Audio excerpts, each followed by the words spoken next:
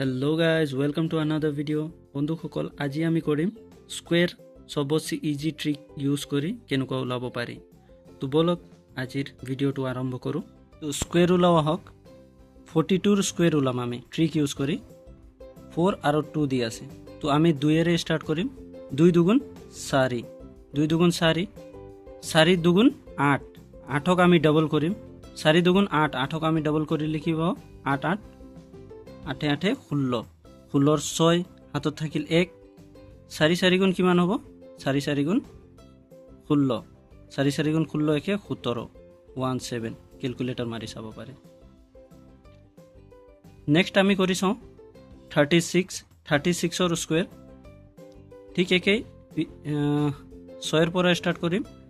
6 6 গুণ 36 ৰ 6 হাতত থাকিল 3 3 6 গুণ 3 6 গুণ 18 18ক আমি ডাবল কৰিম। 18ক ডাবল কৰিলে কিমান হ'ব 3 6 গুণ 18 18ক যদি আমি ডাবল কৰো 36 আৰু 3 তাত যোগ হৈ যাব কিমান হ'ব 36 3 যোগ হৈ গলে 39 39ৰ 9 হাতত থাকি গল 3। এতিয়া ফাৰ্ষ্টৰ যি সংখ্যা দি আছে তাক কৰিম 3 3 গুণ 9 9 3 12 1 2 ক্যালকুলেটৰ মাৰি চাব পাৰে।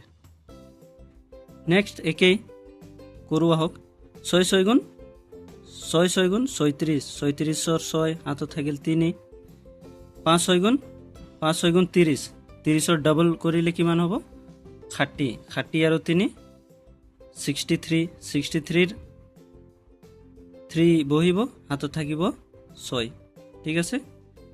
5 5 গুণ 25 আৰু 6 কিমান হ'ব 31 ক্যালকুলেটৰ মাৰি চাব পাৰে। নেক্সট কৰো 74ৰ 4 4 গুণ 16 16ৰ 6 হাতত থাকিল 1 7 4 গুণ 28 ৰ আমি ডাবল কৰিলে কিমান পাম 56 একে 57 7 বহি গল হাতত থাকি গল 5 7 7 গুণ 49 প্লাস 5 কিমান হ'ব 54 হ'ব 74 ৰ স্কোয়াৰ কিমান হ'ব 5476 ঠিক আছে। ইয়ালৈকে বুজি পাইছে? যদি বুজি পাইছে 85 ৰ স্কোয়াৰ কিমান হ'ব কমেন্টত জনাব।